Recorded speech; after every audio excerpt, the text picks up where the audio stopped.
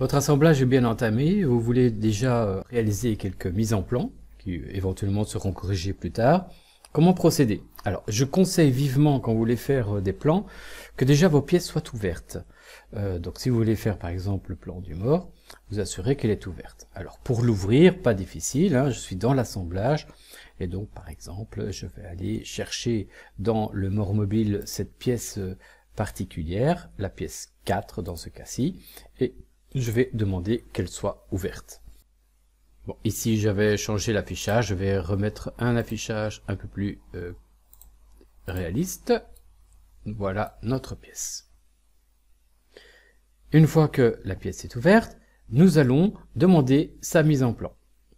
Alors pour la demande de mise en plan, on va faire nouveau. Il va nous proposer soit de faire une pièce, soit un assemblage, soit une mise en plan. Je vais demander mise en plan et je fais OK. Si vous avez bien installé les bonnes templates, il va vous ouvrir d'office le template avec le cartouche ECAM.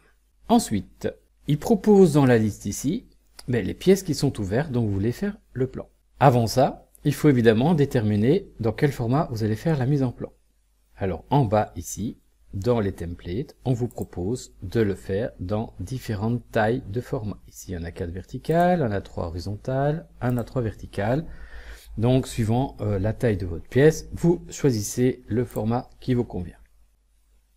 Vous double-cliquez sur la pièce qui vous intéresse, vous passez dans une nouvelle boîte de dialogue, et il va vous demander quelle est la vue que vous voulez réaliser. Alors, il propose différentes vues de la même pièce. Ok, donc il faut évidemment par vous-même décider quel est le point de vue qui vous intéresse. Je vais prendre par exemple ce point de vue-là. Voilà qui est proposé.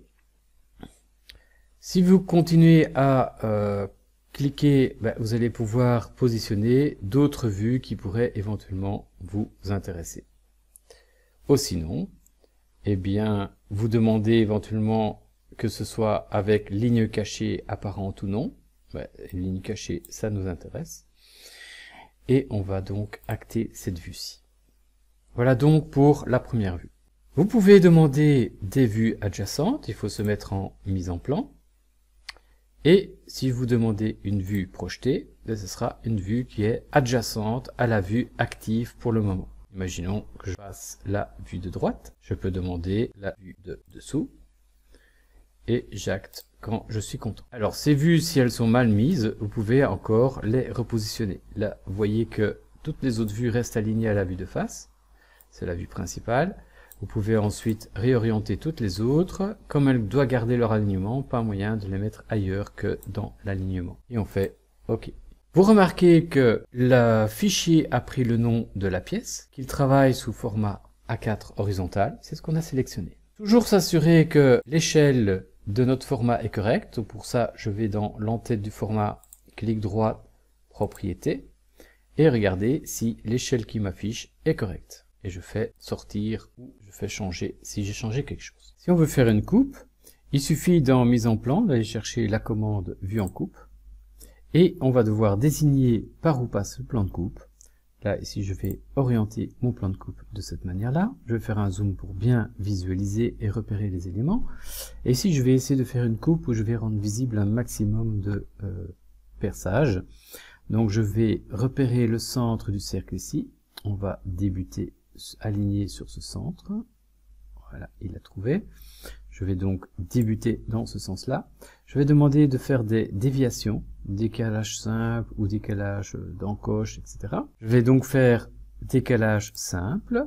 Je vais donc cliquer suffisamment haut pour être au sommet du grand trou. Je clique. Je vais essayer de repérer maintenant le centre du grand trou. Voilà qui est fait.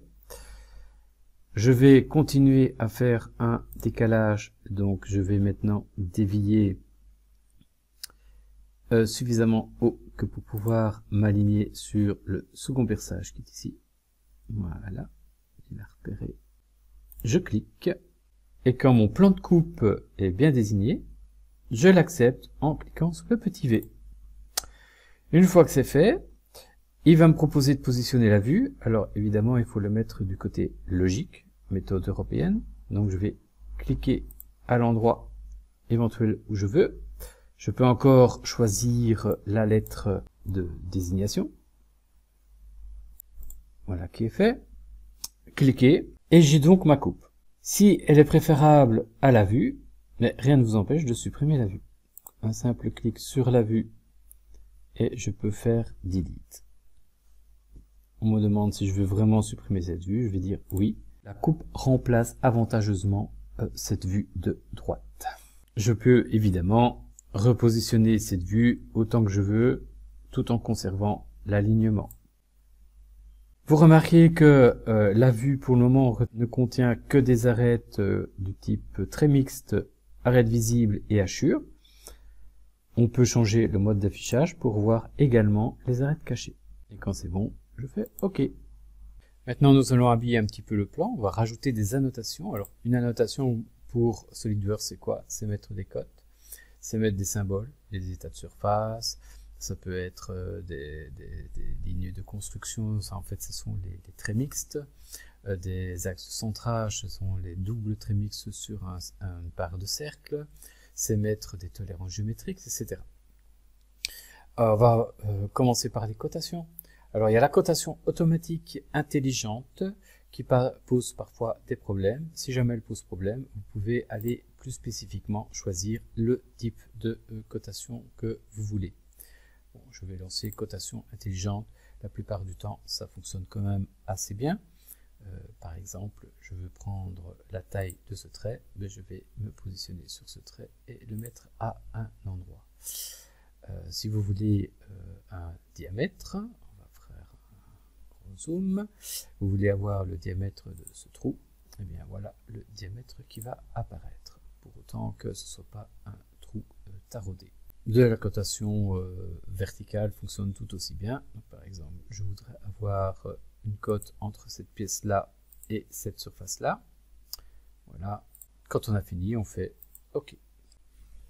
Alors, au niveau des annotations, vous allez pouvoir faire plein de choses. Vous allez pouvoir changer les paramètres des cotes, rajouter un petit thème, demander que ce soit un rayon, rajouter ici un état de surface, rajouter des parenthèses. Donc tout ça, ça peut être personnalisé, mais ça, vous verrez ça plus en détail par la suite. Alors, dans nos templates, il y a moyen d'éditer les cartouches. On ne doit pas aller dans le fond de plan. Il suffit de simplement double-cliquer sur la cartouche et vous avez un ensemble de champs que vous allez pouvoir corriger. Donc, par exemple, je vais cliquer sur le champ échelle. Je peux mettre échelle 1 sur 1. Si je fais Enter, c'est acté.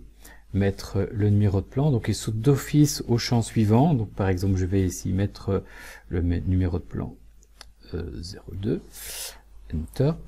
Je vais mettre un état de surface, RA 3,2, Enter. Des tolérances, donc du M et du grand K, par exemple. Une matière, ici je vais mettre de l'alu, Enter, et ainsi de suite, il passe dans l'ordre. Je vais donc mettre ici par exemple le sujet principal, c'est-à-dire le projet et tout. Je fais Enter.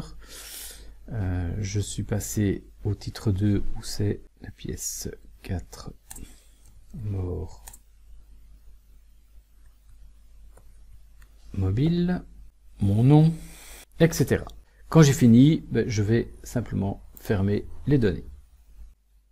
Voilà, vous avez les bases. Bon travail!